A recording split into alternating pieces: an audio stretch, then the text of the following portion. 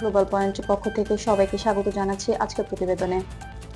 সম্প্রতি মধ্যপ্রাচ্যের পারস্য উপসাগর এলাকায় একটি সামুদ্রিক ঘটনার কারণে আন্তর্জাতিক অঙ্গনে নতুন করে আলোচনা শুরু হয়েছে। আমেরিকার নৌবাহিনীর একটি শক্তিশালী যুদ্ধজাহাজের খুব কাছাকাছি ইরানের একটি সামরিক হেলিকপ্টার হঠাৎ করে উড্ডয়ন করে। সমুদ্রের উপরে অস্বাভাবিক মুহূর্ত কয়েক সেকেন্ডের মধ্যে পরিস্থিতিকে আরো সংবেদনশীল করে তোলে। আন্তর্জাতিক সংবাদ মাধ্যম তথ্য অনুযায়ী ঘটনাটি ঘটে এমন এক এলাকায় যেখানে যুক্তরাষ্ট্রের নৌবাহিনী নিয়মিত টহল কার্যক্রম চালিয়ে থাকে।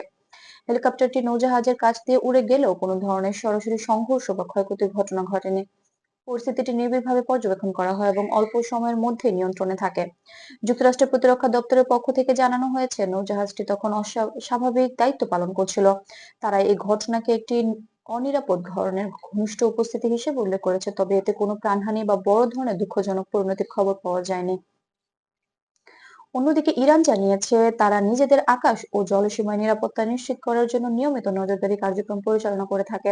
ইরানের বক্তব্য অনুযায়ী অঞ্চলে বিদেশি সামরিক পরিস্থিতি তাদের জন্য উদ্বেগের বিষয়, তাই তারা পরিস্থিতির উপর নজর রাখে।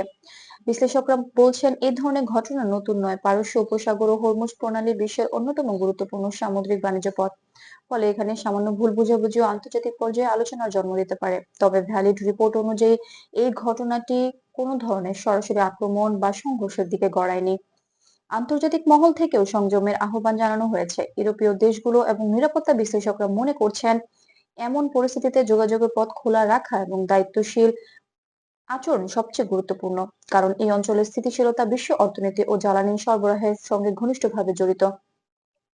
2024 এবং 2025 সালের প্রেক্ষাপটে মধ্যপ্রাচ্যের সামুদ্রিক পরিস্থিতি আগের তুলনায় বেশি মনোযোগের কেন্দ্রে রয়েছে। তাই যে কোনো ঘটনার ক্ষেত্রে যাচাই করা তথ্য এবং নির্ভরযোগ্য সূত্রের উপর ভিত্তি করে বিষয়টি বোঝা জরুরি বলে মনে করছেন আন্তর্জাতিক পর্যবেক্ষকরা। বর্তমান বাস্তবতায় বলা যায়, ইরানের হেলিকপ্টার ও আমেরিকার নৌজাহাজের মধ্যকার এই ঘটনা নিয়ন্ত্রিত পর্যায়ে সীমাবদ্ধ ছিল। যদিও কয়েক মুহূর্তের জন্য পরিস্থিতি জটিল হয়ে উঠেছিল, তবুও তা দ্রুত স্বাভাবিক অবস্থায় ফিরে আসে। গ্লোবাল পয়েন্টের পক্ষ থেকে আজকের প্রতিবেদন এতটুকুই। আন্তর্জাতিক রাজনীতি ও বিশ্ব পরিস্থিতি নিরপেক্ষ ও ভেরিফাইড বিশ্লেষণ পেতে গ্লোবাল পয়েন্টের সাথেই থাকুন। ভিডিওটি ভালো লাগলে লাইক দিন, মতামত জানান এবং নিয়মিত আপডেট পেতে আমাদের চ্যানেলটি সাবস্ক্রাইব করতে ভুলবেন না। ধন্যবাদ।